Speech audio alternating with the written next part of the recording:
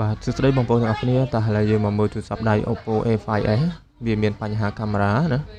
បាទពេលដែលយើងបើកទៅវាដាក់ mismatch បាទ mismatch ចឹងមកហើយយើងមិនអាចបើកកាមេរ៉ាចេញបានទេ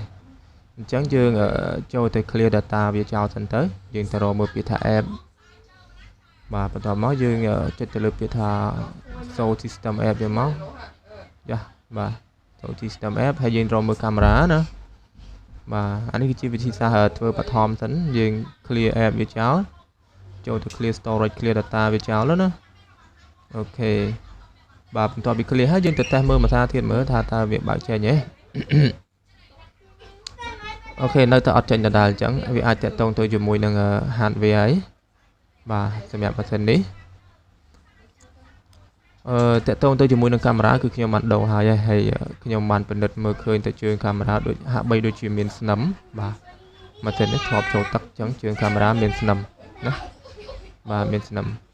ហើយចំណែកនៅមួយខាងរបស់វាទៀតនេះក៏មើលទៅស្អាតតែស្នឹមដែរឃើញទេ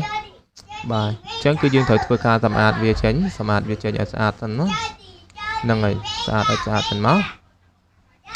ឥឡូវគឺខ្ញុំត្រូវធ្វើការដាក់ត្រល់ដើម្បីផ្លុំរំលាយជើងស្នាប់វាបន្តិចណាបាទដើម្បីឲ្យអាស្នឹមកតិចកទីដែលវានៅជាប់ជាមួយនឹងជើងស្នាប់កាមេរ៉ាហ្នឹងវាឲ្យវាផ្លុំទៅដើម្បីឲ្យវាជ្រុះចេញណាបាទជ្រុះចេញដើម្បីងាយស្រួលក្នុងការលាងសម្អាតវាឥ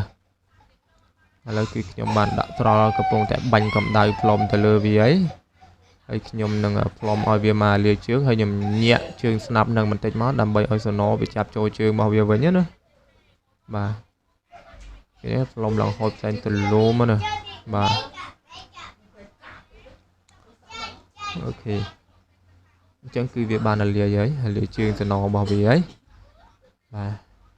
អញ្ចឹងគឺបាទបន្ទាប់ពីវាលាយជើងសណហើយគឺខ្ញុំបានពិនិត្យឃើញថាវាដាច់មួយជើងណាដាច់ជើងកាមេរ៉ាខាងមុខហ្នឹងដាច់មួយបាទដោយសារស្នឹមស៊ីណាអញ្ចឹងគឺខ្ញុំក៏បានធ្វើការតវាឡើងវិញបាទតវាឡើងវិញនេះជើងមួយនឹងឯងណាបាទហើយបន្ទាប់ពីយើងបានធ្វើការតហើយយើងក៏ចាប់ផ្ដើមធ្វើការកឹបកាមេរ៉ាដើម្បីតេស្តមើលថាតើវាបើកចេញអត់តា1